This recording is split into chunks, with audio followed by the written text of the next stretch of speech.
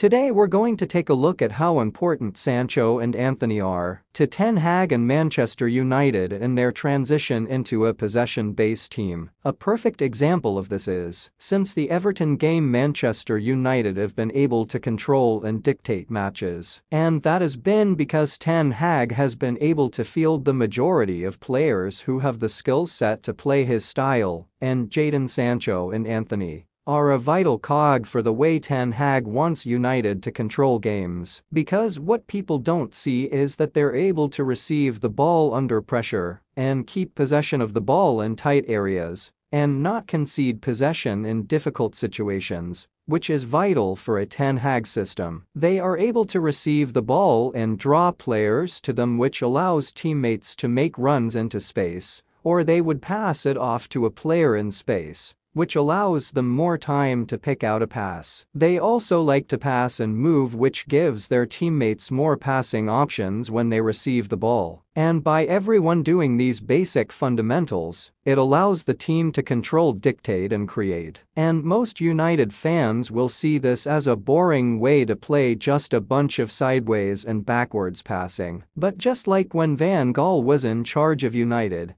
he didn't like having out-and-out wingers who consistently ran down the flanks. He preferred to have playmakers on the wings who kept possession of the ball, because he understood how vital controlling matches are. Like he said, if you monopolize possession, then the opposition teams have less chance of winning. But Manchester United fans, back when Van Gaal was in charge, and still now, have never liked the patient build-up play. They have always preferred players with pace like Rashford, Elanga and Garnacho, who use their pace to run on to balls played over the top and running directly at players taking them on. But unfortunately, as we've seen against West Ham, Real Sociedad, and Aston Villa, where Sancho and Anthony weren't selected or unavailable, Manchester United were unable to control the games like they did the previous 7 games when Sancho and Anthony were selected. But in that period they were getting criticized for keeping possession and doing the basic fundamentals, which was helping the team to be dominate. But once Sancho and Anthony were missing from the team, the other 3 wingers, Rashford, Elanga and Garnacho, who lack some of the basic fundamentals as I stated earlier, which helps the team to build a possession-based foundation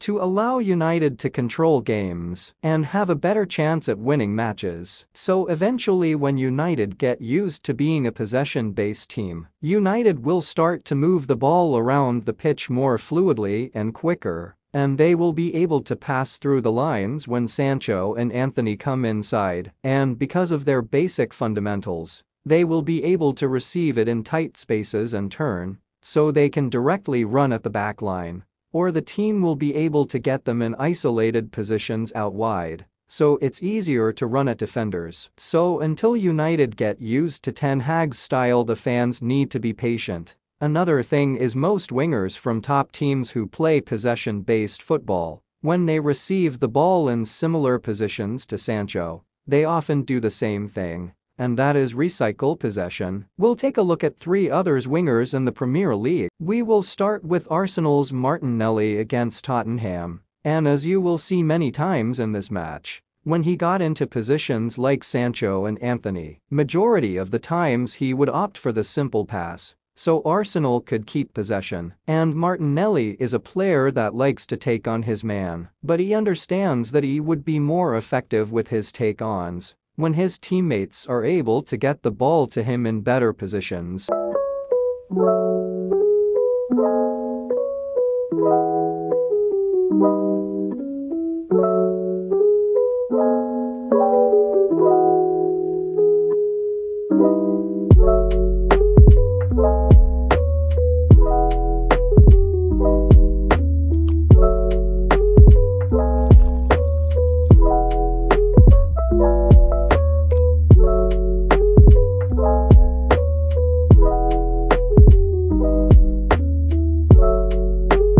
Next is Grealish versus Copenhagen, and similar to Sancho and Anthony, when he receives the ball in the same positions, he would look for movement from his teammates and pass it. And he is not passing because he can't beat his man, he is passing because they would have ran many final third drills in training, and have perfected them in real matches. And the manager would have told them that there are many ways to be a threat other than running direct at defenders.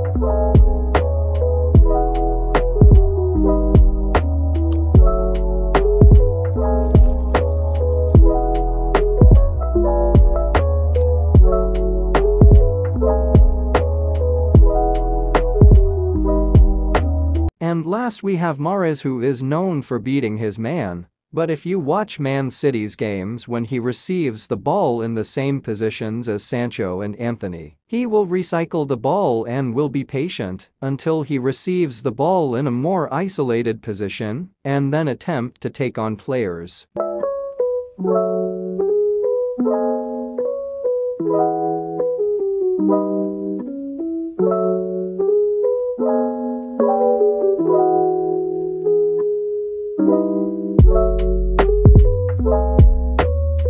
Last we have Jadon Sancho when he was playing in Germany at Dortmund, because a lot of people have been saying that Sancho doesn't play like he did when he was at Dortmund for Manchester United, and that's simply because people only watch the highlights of Sancho. If fans, pundits and journalists watched the full matches of Dortmund games, they would have realized what type of player they were getting. When United signed Sancho, they would have known a lot of his game is based around passing and movement. So what you're seeing of Sancho in the last year and a half at Manchester United is exactly how he was playing at Dortmund. And at Dortmund there were games where Sancho was able to dribble at players more. But you need to understand what you're seeing. When Sancho is dribbling, he is dribbling out of congested areas, or he is dribbling to open up a passing lane, or he might be dribbling in the box to get a shot off. Sancho isn't the type of winger that will consistently drive down the line with the ball. When Dortmund get Sancho the ball in transition situations, or create space for Sancho to receive the ball in one-on-one isolated positions, this is when Sancho will be more direct with his running. And in games where teams are sitting back, Sancho is most likely to rely on his short interplay with teammates to progress the ball and create openings. This is what Sancho is currently doing,